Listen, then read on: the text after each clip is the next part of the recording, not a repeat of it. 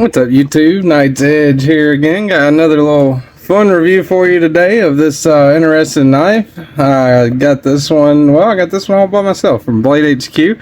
Appreciate everyone that is a member of the Patreon. Y'all's money helps contribute to stuff like this for the channel and everything. And if you want to join the Patreon, it's linked down below. Don't have to, just it's there if you're interested in joining. Everything from Patreon goes towards knives and knife content for the channel. Hit the subscribe button if you like my content. If you want more of it, hit the like button if you like it. And yeah, that's pretty much it for the intro there. Now this one, this is a unique knife for sure. They're not much, they're about 60 bucks. 65 I think for this one actually right now on BladeHQ. I'll have it linked down below. It is an affiliate link. If you're interested in picking one up, use that affiliate link. It'll help the channel out and really means a lot to me. So this is an Italian company that makes this, and this one's made in China, but it is an Italian company, and this is a gravity knife. Now when you're looking at it, when you first see it, it's like, man, that thing's it looks like a magazine pretty much, or a you know, like a clip out of a rifle or something, you know. But what's interesting about it is just that, right? So whenever you want to actuate it, you just release that little latch right there. This free flows out, henceforth the term gravity knife, and that closes, and it's secure in hand right there, right? So that essentially keeps it locked in while you've got a grip on it. Now whenever you're ready to close it, that's all you gotta do. You can do some pretty cool looking little tricks with it, you know, for sure. It's definitely flashy. It's a unique little fidget item if I can get it right.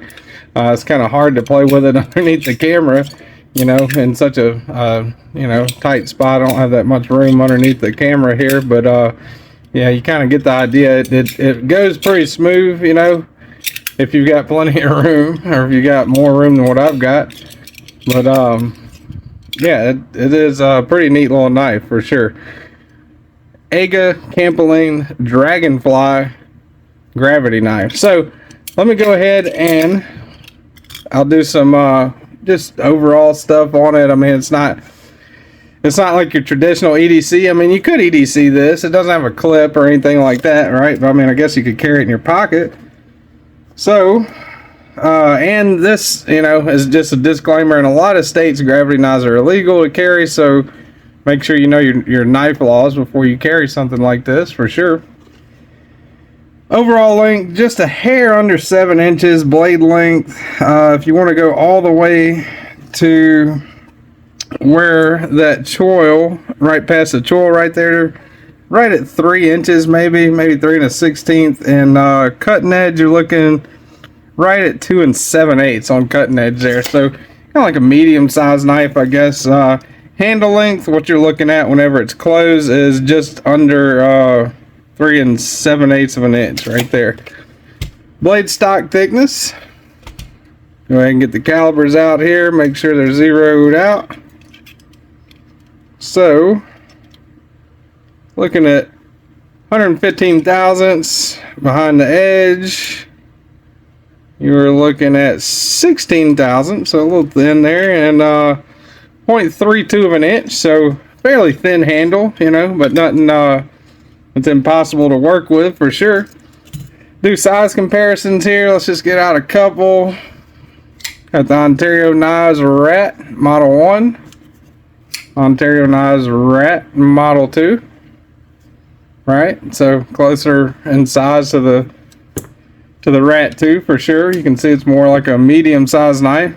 Spyderco Para 3.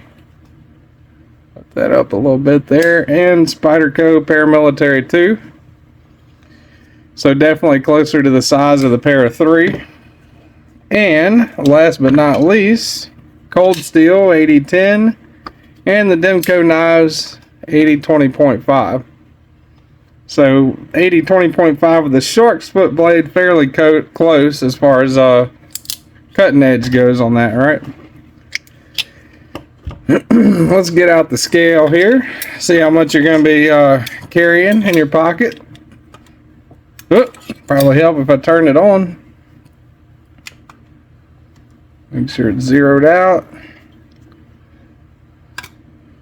3.1 inches, just over the ounce and inch ratio. Not too bad though, you know, not too heavy of an item. You know, I would compare it's comparable, I would say. Weighs a little bit more than a Zippo, full-size Zippo.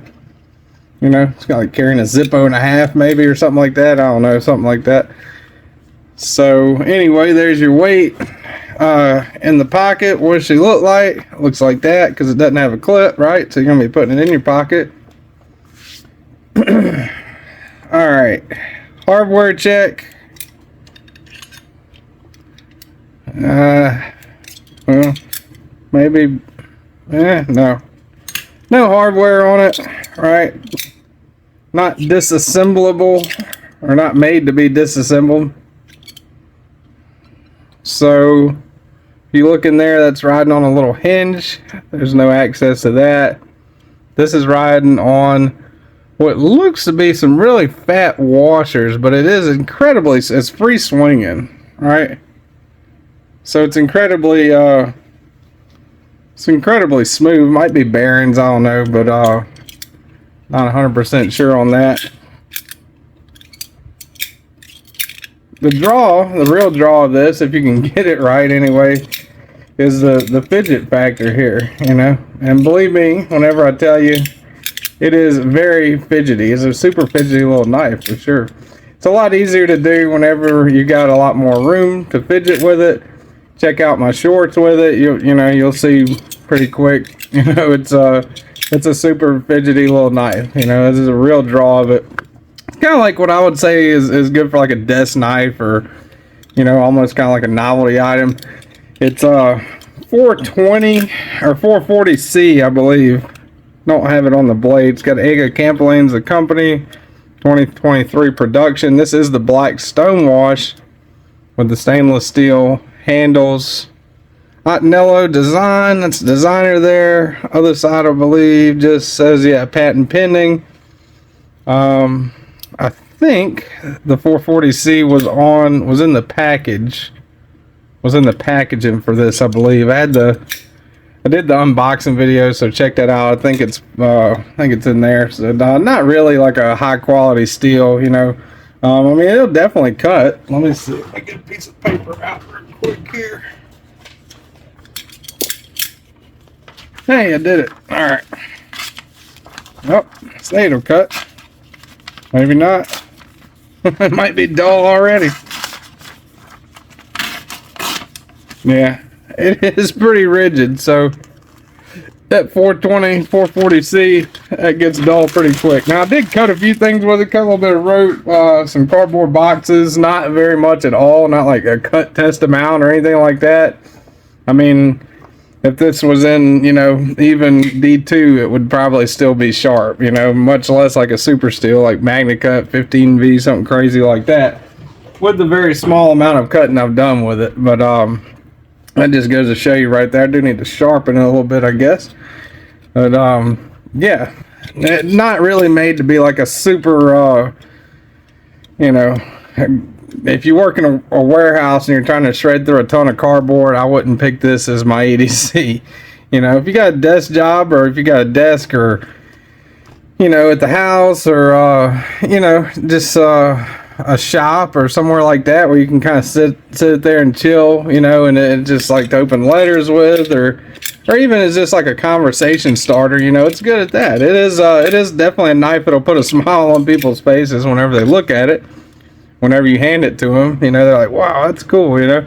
So it does have the cool factor. But anyway, if you're interested in one of these, they are available on BladeHQ, and they've got several other variants coming. I believe they have some really cool skins coming, some you know, different patterns and stuff like that. Whenever I got this one, the only ones available were the plain satin, I believe, and the black stonewash. But yeah, it is a pretty cool little knife, you know, definitely a conversation starter for sure. So that's pretty much it. If you want to check it out, it'll be linked down below, and I appreciate it if you use my affiliate link for it. Hit the like button if you like the content, subscribe to the channel if you want more of it, and I'll see you guys on the next one.